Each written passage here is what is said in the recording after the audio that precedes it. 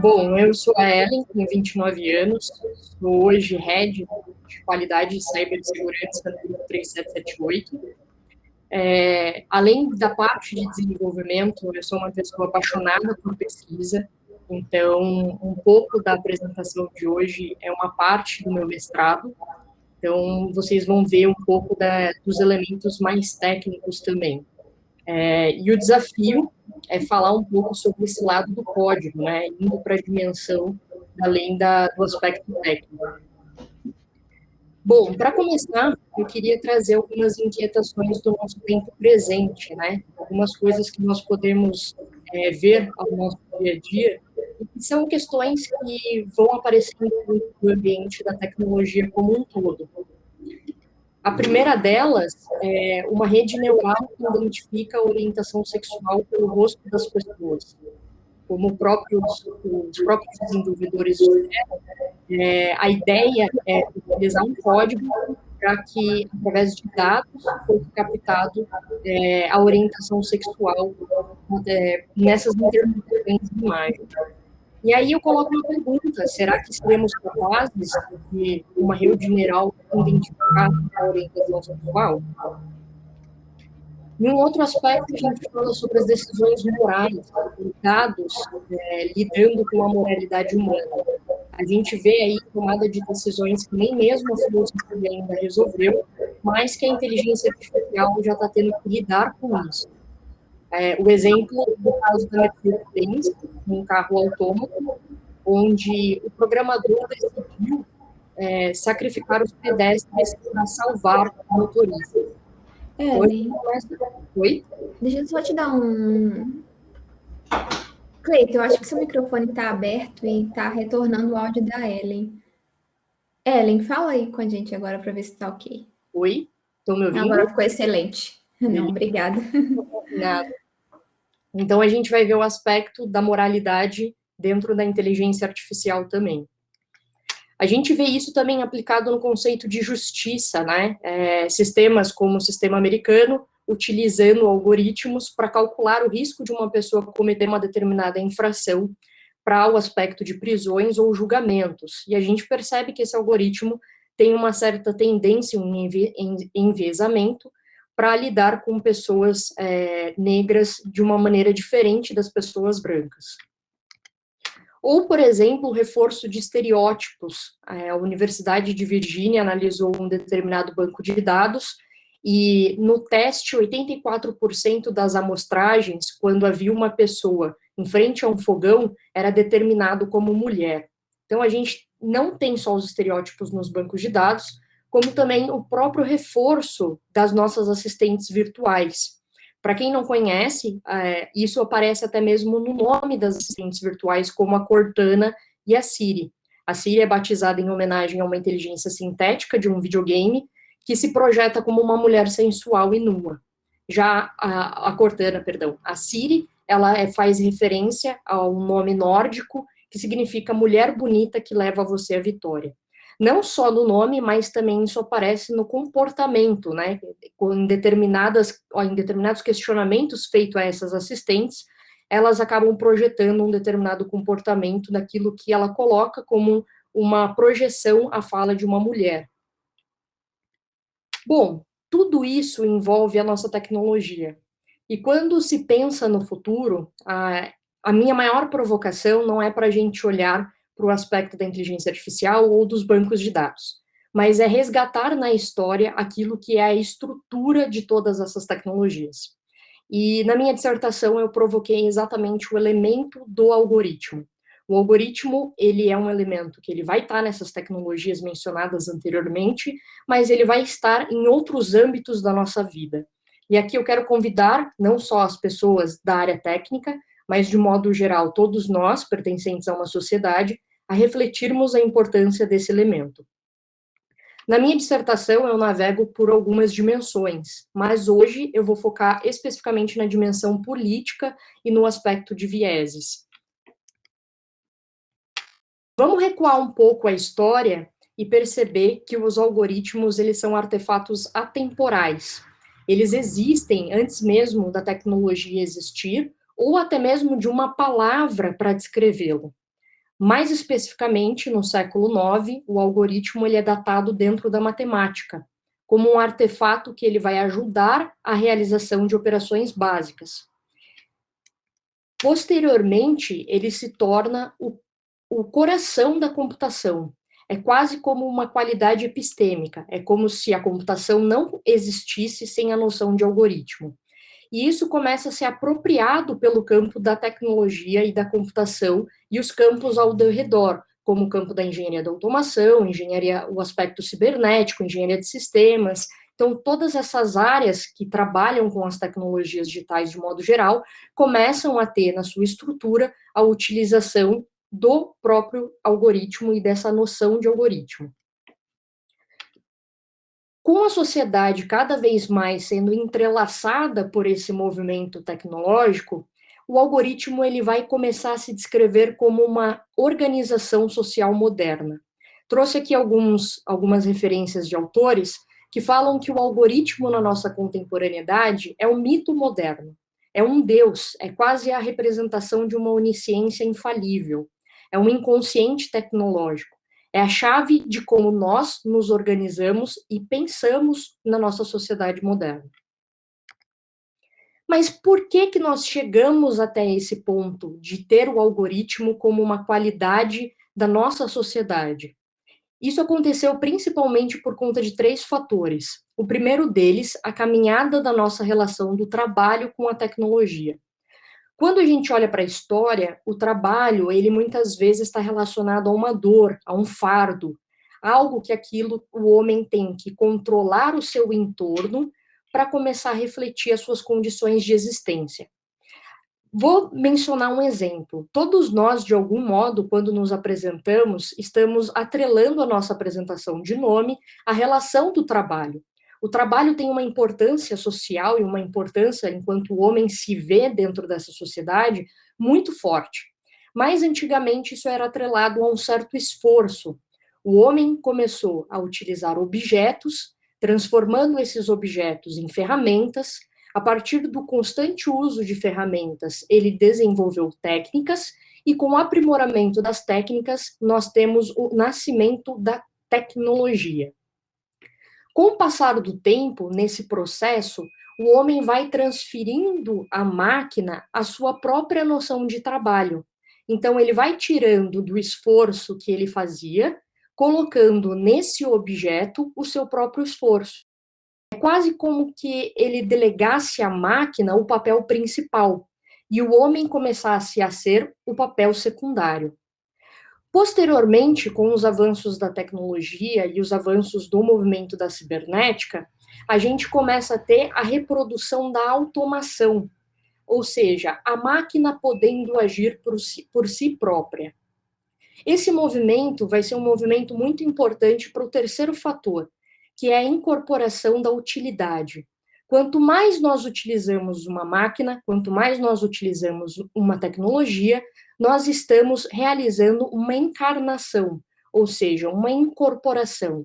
É como se a máquina fosse um pedaço do nosso corpo, ela se desdobrasse em uma transferência de valor. É quase como se hoje, sem a tecnologia ou sem o celular, a nossa própria existência fosse questionada. Digo e faço aqui uma provocação, que eu tenho certeza que quando cai o WhatsApp ou quando cai a internet, nós ficamos transtornados. É essa relação de incorporação e utilidade. É quase como uma simbiose. Bom, esses movimentos anteriores são muito importantes para que a gente possa olhar para a dimensão política e atribuir algumas relações. A primeira delas é que, com o passar do tempo, o homem foi achando que o instrumento que ele desenvolvia era apenas um instrumento mecânico, uma concatenação de mecanismos causais. O homem olhava para aquela técnica apenas por uma relação instrumental. Ele olhava com um sentimento de que eu posso controlar esse objeto. Há uma neutralidade de valor, porque eu controlo.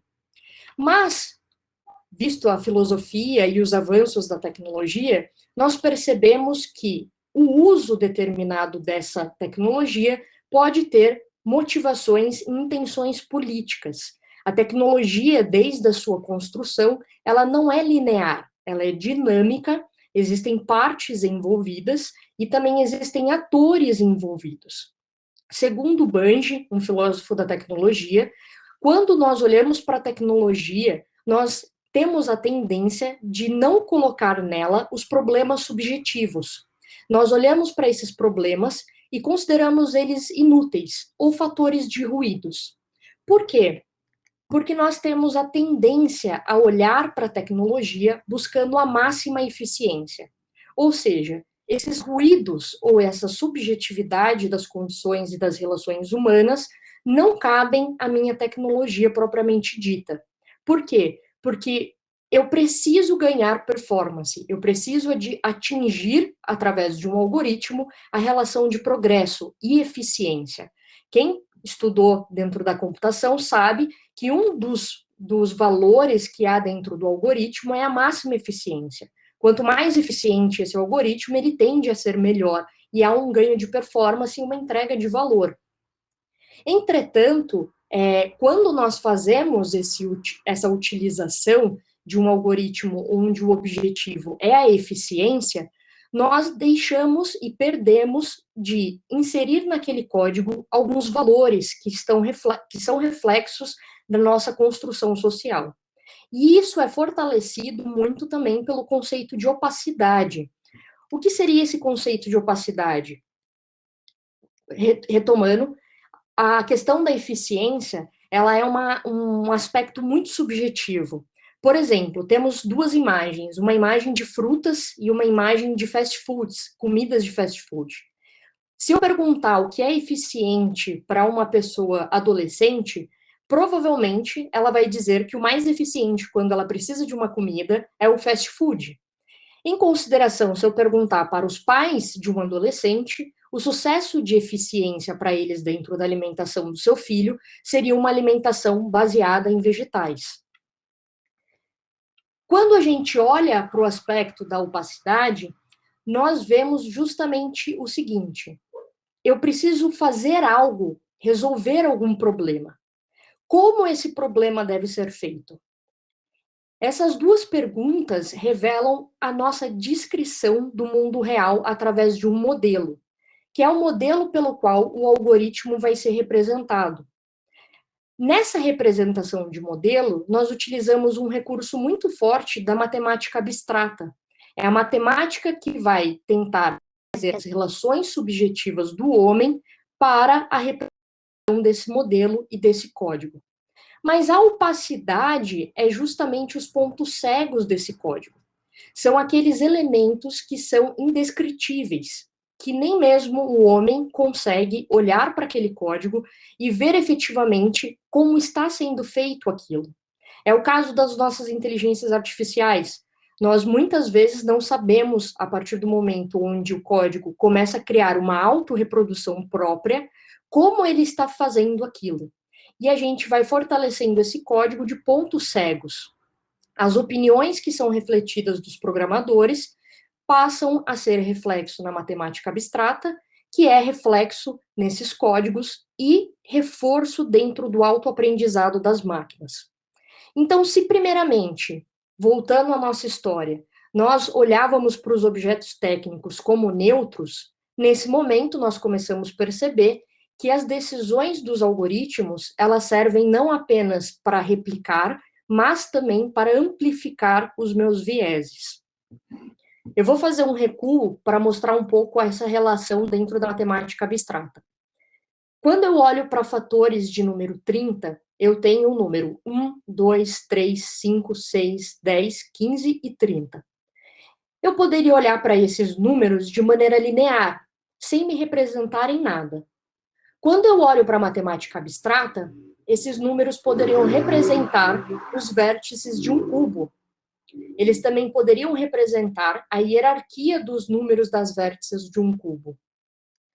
Quando eu faço com que a matemática abstrata vá a elementos que possam ser característicos, por exemplo, de ao invés de números eu ter A, B, C, eu trago a possibilidade de eu representar matematicamente qualquer estrutura dentro dessa relação dos fatores de 30. Por exemplo, eu posso representar as noções de privilégio.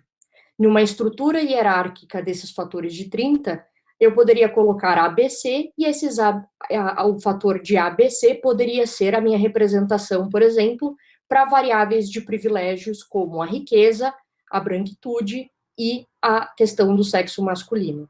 Se nós olharmos para a matemática abstrata dentro da estrutura hierárquica desses privilégios, nós percebemos que na baixa estrutura está a mulher pobre e negra. Por quê? Porque uma desigualdade dentro da concepção filosófica, ela é a construção de um modelo. Ela é fortalecida por uma crença que procura dados para reforçar esse determinado modelo. De maneira muito semelhante, o algoritmo, ele constrói um modelo e o aprendizado de máquina encontra nos dados o reforço para a predição daquele modelo. Quando nós olhamos para a computação, nós temos estudos como o do Codex, que diz que nós temos já mapeados dentro dos algoritmos mais de 175 vieses possíveis, que eles vão em diferentes naturezas e que vão de diferentes modos. Há também nessa Constituição um elemento muito importante, que é a tendência de que as tecnologias elas são utilizadas para ganho de massa, ou seja, nós queremos utilizar algoritmos para lidar com um volume muito grande de dados. Essa realidade humana faz com que o algoritmo se torne também coautor da construção de significados do nosso mundo. Ele se torna um elemento da nossa sociedade. E nós, como sociedade, ao utilizarmos essas ferramentas, podemos fortalecer uma retroalimentação, que também tem em sua natureza uma natureza política. Então, muitas vezes, ao invés de atribuirmos correções e ajustes a esses desequilíbrios, nós estamos, eventualmente, fortalecendo ao utilizar determinadas tecnologias. Por exemplo, quando eu desenvolvo um blog, vou subir imagens e vou taguear essas imagens, há, na minha utilização, determinados vieses de como eu represento aquelas imagens. Se eu tenho imagens que, em grande medida, são imagens de pessoas brancas, eu estou fortalecendo os bancos de dados para que entendam que, na minha visão e na minha representação, aquela sociedade é uma sociedade majoritariamente branca. Trazer o equilíbrio nesses processos também é nossa responsabilidade enquanto usuários, enquanto nós utilizamos, não só de quem desenvolve. Dentro desse aspecto, talvez fique uma pergunta. Ellen, diante de tantas movimentações políticas, e agora? Eu faço uma provocação de que estamos vivendo uma inversão de axiomas. Há uma questão que nos incomoda e que deve nos incomodar. Quem é o sujeito da nossa sociedade? Não é mais essa pergunta que é importante, mas queremos ainda ser sujeitos dessa sociedade cada vez mais algorítmica? Dentro da minha dissertação, eu provoco a construção de um sistema para tentar entender como esse desenvolvimento acontece. Eu não vou me delimitar tanto no sistema, porque ele é complexo, mas eu quero trazer aqui alguns fatores que são importantes dentro desse sistema. O primeiro deles é uma fala de um filósofo da tecnologia, o Finberg, que diz: os seres humanos só podem agir em um sistema a que eles mesmos pertençam. Consequentemente, cada uma das suas intervenções vai retornar a eles como um feedback de seus objetos. Nessa relação, eu reforço a minha pergunta: queremos ser sujeitos? A compreensão de um algoritmo enquanto sistema, artefato, dinâmico, complexo, e hoje não só de valores técnicos, mas de valores sociais, envolvem também a construção de como nós nos constituímos nesse presente tempo enquanto sociedade. Precisamos abrir e reabrir essa caixa preta do algoritmo. É um desafio, porque nos tensiona diretamente a nossa relação de humanidade, mas também é um resgate dos nossos valores. Faço uma assemelhação à caixa de Pandora, um mito onde, no fundo da caixa de Pandora, havia a esperança. Ao construir um sistema como esse da imagem, eu provoco em diferentes aspectos a construção de um artefato, de um algoritmo, desde a sua lógica até a sua utilização com a relação do corpo, até a construção de experiência, até a determinação dos inputs econômicos e sociais, e consigo perceber as diferentes relações que estão por trás desse sistema. Esse mapa, ele está no resultado da minha dissertação e também no livro Algoritmos e Sociedade, que será publicado pela editora Juruá. Qual é o caminho para o nosso futuro? Diante dessa concepção de política, de racionalidade, como olhar para o nosso futuro? O primeiro dele é resgatar racionalidades democráticas. É abrir códigos, é gerar uma construção cada vez mais coletiva e é fazer com que os valores da democracia, da participação do todo, estejam presentes também no nosso desenvolvimento. É entender que a técnica nunca foi nos explicada enquanto sociedade. Ela precisa ser parte do nosso processo de educação. Precisamos manter projetos regulatórios naquilo que já foi deliberado como um direito humano. Não há como a tecnologia, hoje, no seu potencial de mercado, no seu maior valor de progresso e eficiência, não corroborar com esse projeto de centralização dos direitos humanos. Precisamos regular isso. Não apenas sermos transparentes nos nossos produtos, mas fazer com que essa transparência seja acessível. Quando eu olho para o código que o Google me dá para saber sobre onde os meus dados estão sendo utilizados, ele precisa ser mencionado numa linguagem acessível e de fácil compreensão. Os padrões éticos já são construções da computação há muito tempo. Eles já podem e devem serem implementados dentro do nosso código.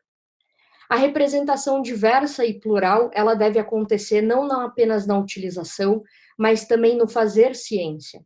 Quando a gente olha para as definições de como a lógica é construída dentro das empresas, nós estamos falando da racionalidade que alimentou a construção dessa lógica. Nós estamos falando dos campos científicos.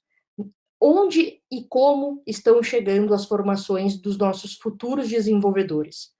Temos uma representação diversa e plural dentro das estruturas? Repensar também essas estruturas de poder. Quem está acima? Por que está acima? Restabelecer resistências também e contrapoderes. Não podemos mais negociar o que já é inegociável.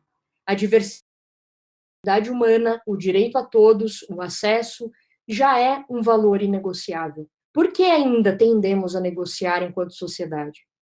Precisamos compreender a complexidade desse sistema. E para compreender a complexidade, nós precisamos mapear, entender os diversos fatores, entender as diferentes frentes e precisamos, enquanto profissionais e enquanto mediadores dessa área, tomar as rédeas da nossa utopia e também da nossa distopia tecnológica. A tecnologia, ela pode resolver sim muitos problemas. Ela não vai resolver todos, mas ela pode resolver. É trazer o equilíbrio para essa dimensão. Precisamos restabelecer o diálogo da interdisciplinariedade. Hoje, o desenvolvimento de um algoritmo, ele não é mais pertencente à computação. Ele é pertencente às múltiplas áreas e campos do fazer ciência e do fazer produto. Ele é uma área interdisciplinar. Precisamos entender que os aspectos sociais de diversidade hoje também devem estar no código, não mais os pilares apenas de eficiência. E nós precisamos entender a agenda do algoritmo como um item não encerrado. O algoritmo, ele não se encerrou no momento onde ele entrou na matemática, nem na computação, e nem se encerra no tempo presente. Ele vai ter desdobramentos, e nós precisamos acompanhar esses desdobramentos.